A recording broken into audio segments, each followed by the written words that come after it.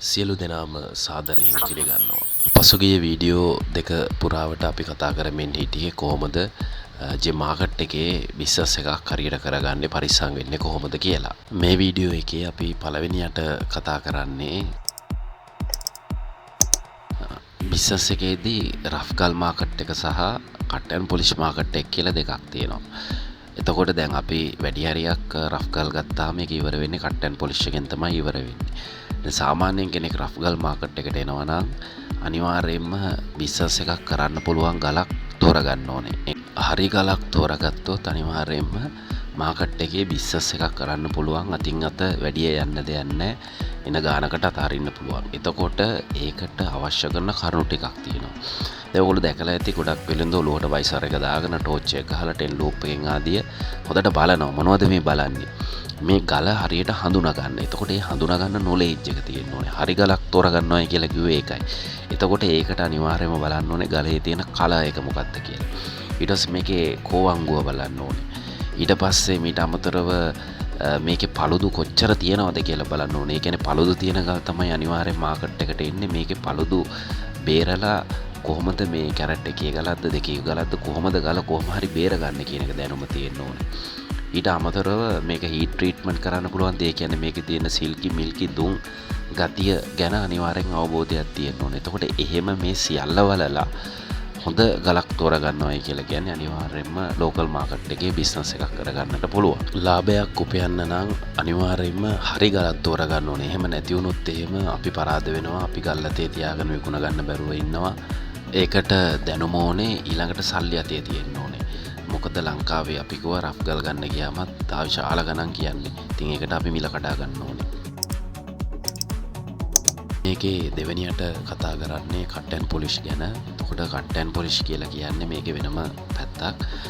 Cut and polish අපිට ගලක් ගන්න පුළුවන්. ඒකත් අර වගේ තමයි හරි ගලක් තෝරගන්න ඕනේ. විශේෂයෙන්ම දැන් එහෙම හරි ගලක් අපි තෝරගත්තත් අපේ සල්ලි වියදම් කරලා ගල් ගත්තාම ගල් අපිට මේ ස්ටොක් එනවා. මොකද කට් ඇන්ඩ් පොලිෂ් කියන ඒවා අපි හිතන තරම් වේගෙන් ගල් යන්නේ නැහැ. ඒතර ගල් යන්නේ නැති වුණාට පස්සේ අපේ තියෙන සල්ලි අපි ඔක්කොම ජෙම් වලට දාලා අවසානයේදී මේ සල්ලි ඔක්කොම මොකද වෙන්නේ හිර වෙනවා. එතකොට මේකේ තේරුම් ගන්න ඕන දේ තමයි කට් ඇන්ඩ් පොලිෂ් ගල් ගත්තාම විකුණ ගන්න පොඩි කාලයක් යනවා. ඉතින් ඒ කාලේදී ඇතුළතදී අපිට පුළුවන්කම තියෙන්න ඕනේ අපේ ආර්ථිකය කළමනාකරණය කරගන්න දරාගෙන ඉන්න. ඉතින් විකුණ ගන්න පුළුවන් මාකට් ප්ලේස් එකක් හම්බුනාම එක්ක බය කෙනෙක් හරි විකුණ ගන්න පුළුවන් ක්‍රමයක් හරි හම්බුනාම අනිවාර්යයෙන්ම අපිට දිනන්න පුළුවන්. ඊළඟ කාරණේ තමයි විශේෂයෙන්ම දැන් අපි අලුතෙන් ජෙම් මාකට් එකට එන්න ගත්තාම අතේ තියෙන සල්ලි ඔක්කොම ජෙම් වලට දාන්න එපා. එහෙම දැම්මොත් එහෙම මොකද දැන් අපිට මුල් කාලේ වරදින්න පුළුවන්කම තියෙනවා. මුල් කාලේ සල්ලි අධික ලෙස වියදම් කරගෙන ඉතා වේගෙන් ගමනක් යන්න දඟලන්න එපා. හෙමින් ගමනක් යන්න. ලොකු ලාභයක් නැති වුණාට කමකුත් නැහැ. මේ ෆීල්ඩ් එකේ අත්දැකීම් ගන්න. ඒක තමයි වඩා වැදගත් වෙන්නේ. ඉතින් මේකෙදි මට කියන්න ඕන දේ තමයි අතේ තියෙන සල්ලි ටික ඔක්කොම මොකද මම දැකලා තියෙනවා මාකට් එකේ ආපු අලුතෙන් ආපු අය සල්ලි විශාල වශයෙන් වියදම් කරගෙන මේ මාකට් එකෙන් ඒ කියන්නේ මේ බිස්නස් එකම එපා වෙලා එළියට යනවා. ඉතින් එහෙම වෙන්න ඕනේ නැහැ. ඒකට ඊටාම හොඳ මූල්‍ය කළමනාකරණයක් සහිතව මුදල් පාලනය කරන්න ඕනේ. අතේ තියෙන සල්ලි ඔක්කොම ජෙම් බිස්නස් එකට දාන්න එපා කියන එකයි මේකෙදි මට කියන්න ඕනේ. ඊළඟ කාරණය තමයි දැන් අපි කට් ඇන්ඩ් පොලිෂ් මාකට් එකට එනවා නම් අපි කිව්වා ඒකේ පොඩි අවධානමක් තියෙනවා ගල් විකුණනකම් අපි කරන්නේ මොනවද? ඒ කියන්නේ මොන ගල් වර්ගයේද අපි කරන්නේ? මේ වගේ අයිඩියා එකක් තියාගන්න තමයි ඉන්න ඕනේ. එතකොට දැන් අපිටම අරගෙන රෆ් ගලක් අරගෙන කට් ඇන්ඩ් පොලිෂ් කරන්න පුළුවන්. එතකොට ඒකේ ෆ්‍රී ෆෝම් එක කරගන්න ඕනේ. ඊළඟට කට් ඇන්ඩ් පොලිෂ් කරන්න ඕනේ. එතකොට මේකේ හරියට තියෙන ගලේ බර බේර ගන්න ඕනේ.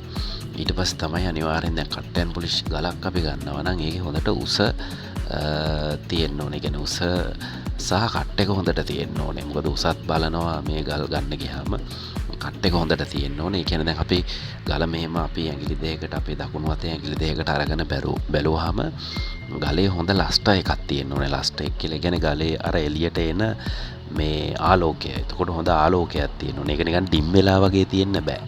එතකොට අන්න එහෙම අපි කට් ඇන්ඩ් පොලිෂ් හොඳ ගලක් තෝරගන්න ඕනේ. ඊළඟට දැන් අපි බැලුවාම ගලේ උඩින් බැලුවාම පළුදු නැති වෙන්න ඕනේ.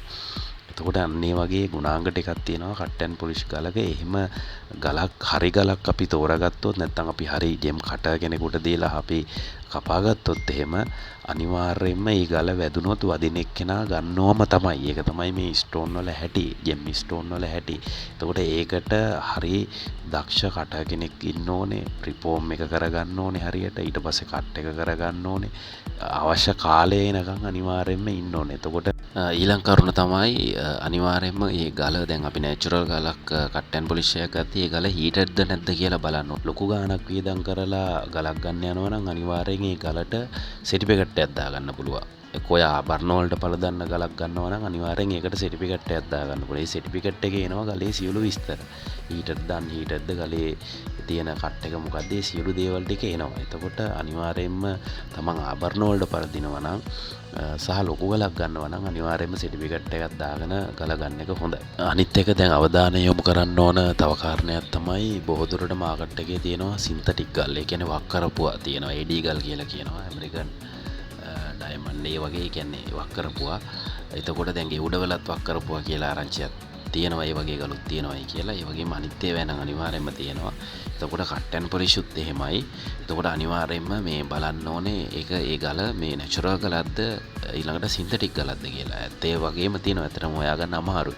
නමුත් ඒක අර ෆීල්ඩ් එකේ එක්ස්පීරියන්ස් එක ගත්තාම අතට ආපුවම හොයාගන්න පුළුවන්. එතකොට අනිවාර්යයෙන්ම දැන් ඒකටත් ඔය සර්ටිෆිකේට් එකක් දාලා එහෙම ගන්න පුළුවන් ලොකු ගලක් ගන්නවා නම් ඒකෙදි පරිස්සම් වෙන්න ඕනේ. නැත්නම් අපි අර අලුතෙන් ඇවිල්ලා සින්තටික් ගලක් එහෙමට අහු වුණොත් එහෙම ඇත්තටම ඒ සල්ලි අපරාධයි. මොකද මම දැකලා තියෙනවා එහෙම මාකට් එකේ ඉන්න ඔය ඉන්න පරිණත අය එහෙම මේ විකුණනවා.